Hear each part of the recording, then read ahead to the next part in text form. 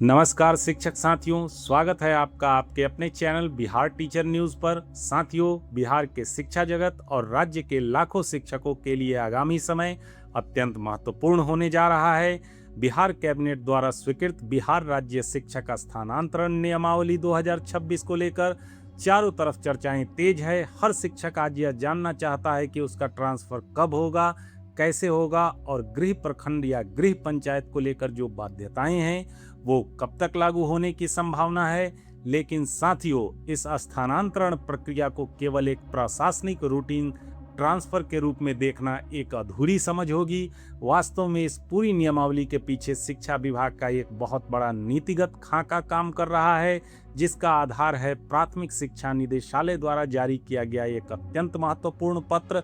हम बात कर रहे हैं पत्रांक 1936 दिनांक 22 जून 2026 की, जो राज्य के प्रारंभिक विद्यालयों में शिक्षकों के मानकीकरण और छात्र शिक्षक अनुपात को तय करता है। आज के इस विशेष विश्लेषणात्मक वीडियो में हम बिना किसी मिर्च मसाले या सनसनीखेज दावों के पूरी तरह से आधिकारिक दस्तावेजों और नियमावली के क्लॉज के आधार पर यह समझेंगे कि जब यह नियमावली जमीन पर पूरी तरह लागू होगी तो बिहार की पूरी शिक्षा व्यवस्था और शिक्षकों के पदस्थापन पर इसका क्या और कितना व्यापक प्रभाव पड़ने जा रहा है। वीडियो के अंत तक बने रहिए, क्योंकि यह विश्लेषण आपके हर तकनीकी संशय को दूर कर देगा। इस पूरी नियमावली के रीढ़ को समझने के लिए हमें सबसे पहले शिक्षा विभाग के पत्र संख्या 1936 दिनांक 22 जून 2026 को समझना होगा। यह पत्र प्राथमिक शिक्षा निदेशालय द्वारा सभी जिला पदाधिकारियों और जिला शिक्षा पदाधिकारियों को जारी किया गया है। इस पत्र का मुख्य उद्देश्य है आरटीई एक्ट 2009 यानी शिक्षा का अधिकार अधिनियम और एनईपी 2020 यानी नई राष्ट्रीय शिक्षा नीति के तहत विद्यालयों में बच्चों की वास्तविक नामांकन संख्या और विषय की आवश्यकता के आधार पर शिक्षकों की न्यूनतम उपलब्धता सुनिश्चित करना। आइए इसके आंकड़े को बिल्कुल स्पष्टता से समझते हैं। कक्षा 1 से 5 यानी प्राथमिक स्तर के लिए यह पत्र स्पष्ट मानक तय करता है। यदि किसी विद्यालय में छात्रों की संख्या 60 तक है तो वहां न्यूनतम 2 शिक्षक होंगे।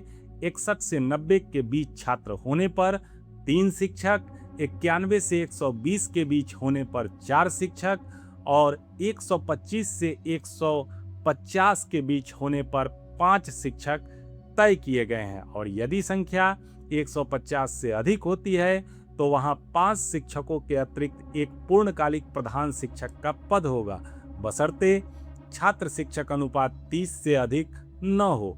अब बात करते हैं मध्य विद्यालयों यानी कक्षा 6 से 8 की। यहाँ यह पत्र एक बहुत ही महत्वपूर्ण और कड़ा नियम लागू करता है।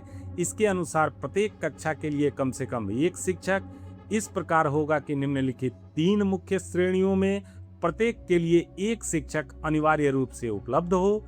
विज्ञान और गणित, सामाजिक अध्ययन, भाषा, मुख्यतः हिंदी। इतना ही नहीं साथियों, इस पत्र में भाषाई विविधता और छात्र संख्या के आधार पर अतिरिक्त शिक्षकों का भी वर्गीकरण है।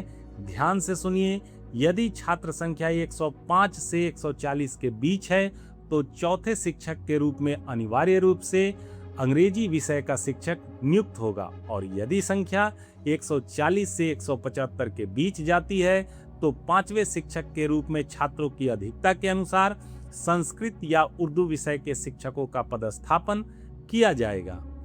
अब हमारे सामने सबसे बड़ा तकनीकी सवाल आता है कि इस मानकीकरण पत्र का स्थानांतरण नियमावली 2026 से क्या संबंध है। दरअसल जब सरकार शिक्षकों के ऑनलाइन आवेदन लेगी तो यह पत्र ही तय करेगा कि किस शिक्षक का आवेदन स्वीकृत होगा और किसका खारिज। इसे हम 3 मुख्य बिंदुओं के माध्यम से समझ सकते हैं। पहला बिंदु, स्वतः स्थानांतरण की समाप्ति और रेशनलाइजेशन। नियमावली कहती है कि कोई भी शिक्षक 5 वर्ष की सेवा के बाद आवेदन कर सकता है, लेकिन इसका मतलब यह नहीं है कि आवेदन करते ही ट्रांसफर मिल जाएगा। विभाग सबसे पहले पोर्टल के माध्यम से यह जांचेगा कि वर्तमान स्कूल से शिक्षक के जाने के बाद क्या वहां का छात्र शिक्षक अनुपात पत्रांक 1936 के मानकों को पूरा करता है। यदि किसी स्कूल में पहले से ही शिक्षकों की कमी है तो वहां से किसी भी शिक्षक को विमुक्त यानी रिलीव नहीं किया जाएगा। इसके विपरीत जिन स्कूलों में छात्र कम हैं और शिक्षक अधिक हैं, उन्हें सरप्लस यानी अतिरिक्त घोषित करके प्रशासनिक आधार पर अनिवार्य रूप से ट्रांसफर कर दिया जाएगा। और यहाँ सरप्लस टीचर के रूप में यह जानना आवश्यक है कि विभागीय पैमाने के अनुसार विद्यालय में नवीनतम योगदान करने वाले शिक्षक ही सरप्लस की श्रेणी में आएंगे। दूसरा बिंदु, विषयवार रिक्तियों की कड़ाई से मैपिंग। कक्षा 6 से 8 के शिक्षकों के लिए यह नियम सबसे ज्यादा प्रभावी होगा। उदाहरण के लिए, यदि आप सामाजिक विज्ञान के शिक्षक हैं और आप किसी ऐसे मध्य विद्यालय में ट्रांसफर चाहते हैं जहां पहले से ही सामाजिक विज्ञान का शिक्षक मौजूद है, तो ऑनलाइन पोर्टल आपको उस स्कूल का विकल्प चुनने ही नहीं देगा। पोर्टल केवल उसी विषय की रिक्ति दिखाएगा जो पत्रांक 1936 के अनुसार उस विद्यालय की छात्र संख्या के आधार पर देय होगी। तीसरा बिंदु, अलग अलग शैक्षणिक इकाई का सिद्धांत। इस पत्र की कंडिका 2 में स्पष्ट रूप से लिखा है कि शिक्षकों की संख्या निर्धारण में कक्षा 1 से 5 और कक्षा 6 से 8 को अलग अलग शैक्षणिक इकाई माना जाएगा। इसका सीधा प्रभाव यह होगा कि स्थानांतरण के समय प्राथमिक संवर्ग और मध्य विद्यालय संवर्ग की रिक्तियों, उनकी सीनियरिटी लिस्ट और वरीयता अंकों यानी सीनियरिटी पॉइंट्स की गणना बिल्कुल अलग अलग की जाएगी, जिससे दोनों संवर्गों के बीच कोई प्रशासनिक टकराव न हो। आइए अब विश्लेषण करते हैं उस पहलू का जो राज्य के लाखों शिक्षकों को सबसे ज्यादा प्रभावित करने जा रहा है। बिहार में ऐसे हजारों शिक्षक हैं, चाहे वे सक्षमता परीक्षा उत्तीर्ण विशिष्ट शिक्षक हों या बीपीएससी के माध्यम से नियुक्त विद्यालय अध्यापक, जो वर्तमान में अपने ही गृह प्रखंड या अपनी ही पंचायतों के स्कूलों में पदस्थापित हैं। नई नियमावली इन पर क्या प्रभाव डालेगी?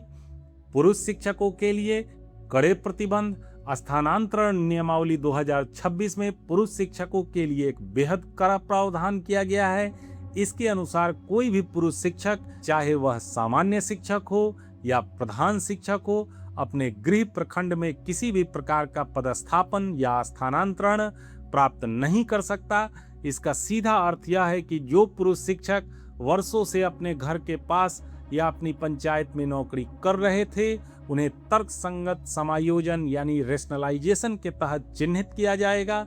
इसके बाद विभाग उन्हें उनके गृह प्रखंड से बाहर जिले के ही किसी अन्य प्रखंड के सुदूर या जरूरतमंद विद्यालयों में भेजने की पूरी तैयारी में है।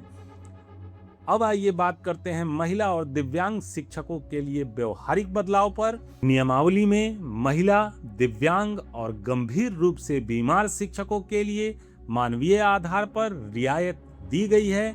वे अपने ही गृह प्रखंड में बने रहने या वहां ट्रांसफर के लिए पात्र हैं, लेकिन यहाँ भी एक ट्विस्ट है। कोई भी महिला शिक्षक अपनी वर्तमान पंचायत के स्कूल में लगातार बनी नहीं रह सकती। प्रशासनिक एकरूपता बनाए रखने और लंबे समय से एक ही स्थान पर जमे रहने के एकाधिकार को तोड़ने के लिए उन्हें प्रखंड के भीतर ही किसी दूसरी पंचायत या पड़ोसी विद्यालय में स्थानांतरित किया जाएगा। प्रधान शिक्षकों की स्थिति और उनका ट्रांसफर। यहाँ कई शिक्षकों के मन में यह सवाल उठ सकता है कि यदि पत्रांक 1936 कहता है कि 150 से अधिक बच्चों पर ही एक प्रधान शिक्षक होगा, तो विभाग ने लगभग सभी प्राथमिक विद्यालयों में प्रधान शिक्षकों की पोस्टिंग क्यों की है? जैसा कि हमने समझा, यह शैक्षणिक मानक और प्रशासनिक संवर्ग का अंतर है। विभाग ने हर स्कूल को एक अस्थायी प्रशासनिक प्रमुख देने के लिए प्रधान शिक्षक बहाल किए हैं। पत्र की कंडिका 2 के अनुसार भले ही इकाइयां अलग हो, लेकिन प्रशासनिक नियंत्रण एक ही प्रधानाध्यापक के हाथ में होगा। नई स्थानांतरण नीति के तहत इन प्रधान शिक्षकों को भी 5 वर्ष की सेवा के बाद जिला कैडर के भीतर ट्रांसफर का लाभ मिलेगा, बशर्ते पुरुष प्रधान शिक्षकों को अपना गृह प्रखंड छोड़ना होगा। अब बात करते हैं सबसे महत्वपूर्ण पहलू की। यह पूरी व्यवस्था जमीन पर कब तक और किस प्रकार से लागू होगी? तकनीकी और कानूनी रूप से यह नियमावली राज्य में प्रभावी हो चुकी है, लेकिन इतने बड़े पैमाने पर जिसमें लाखों शिक्षकों का डेटा शामिल है, इसे तुरंत लागू करना प्रशासनिक रूप से संभव नहीं है।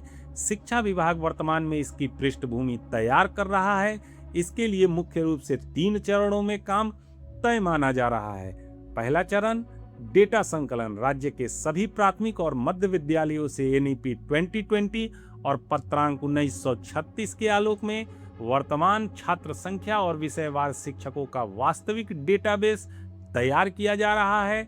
दूसरा चरण ई शिक्षा कोष पर अंकों की गणना, पूरी प्रक्रिया को मानवीय हस्तक्षेप और पैरवी भ्रष्टाचार से मुक्त रखने के लिए ई शिक्षा कोष के माध्यम से एक पारदर्शी व्यवस्था को विकसित किया जा रहा है जो स्वतः ही शिक्षकों की वरीयता अंकों की गणना करेगा।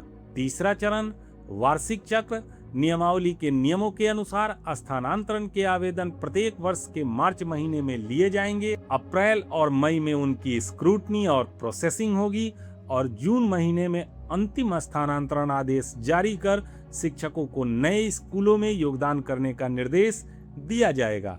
इस पूरी समय सारणी को देखते हुए यह साफ है कि अगले साल यानी जून 2027 में यह नियमावली अपने पूरे प्रभाव के साथ जमीन पर उतरने की संभावना है और हमें बिहार के प्राथमिक और मध्य विद्यालयों में एक बहुत बड़ा प्रशासनिक और शैक्षणिक फेरबदल देखने को मिलेगा। संक्षेप में इस पूरी विश्लेषणात्मक रिपोर्ट का निष्कर्ष यह है कि बिहार राज्य शिक्षक स्थानांतरण नियमावली 2026 और मानकीकरण पत्रांक 1936 दोनों एक ही सिक्के के दो पहलू हैं। विभाग का उद्देश्य केवल शिक्षकों को उनके मनचाहे स्थान पर भेजना नहीं है, बल्कि इस स्थानांतरण नीति के बहाने राज्य के उन सुदूर ग्रामीण क्षेत्रों के स्कूलों तक योग्य और विषयवार शिक्षकों को पहुंचाना है जहां अब तक शिक्षकों की भारी कमी थी। जाहिर है इस नीति से जहां कुछ शिक्षकों को अपने घर से दूर जाना पड़ेगा, वहीं शिक्षा व्यवस्था में एक बड़ा संतुलन और सुधार भी देखने को मिलेगा। इस पूरी नियमाधारित और फैक्ट बेस्ड रिपोर्ट पर आपकी क्या व्यक्तिगत राय है? क्या आपको लगता है कि पुरुष शिक्षकों को गृह प्रखंड से बाहर भेजने का नियम सही है? कमेंट बॉक्स में अपनी राय पूरी शालीनता के साथ जरूर दर्ज करें। यदि आपको हमारा यह पूरी तरह से प्रामाणिक और गैर सनसनीखेज विश्लेषण पसंद आया हो तो वीडियो को लाइक करें, अपने शिक्षक साथियों के साथ शेयर करें और चैनल को सब्सक्राइब करना न भूलें। मिलते हैं अगले किसी महत्वपूर्ण और विश्लेषणात्मक विषय के साथ। बहुत बहुत धन्यवाद। जय हिंद, जय बिहार।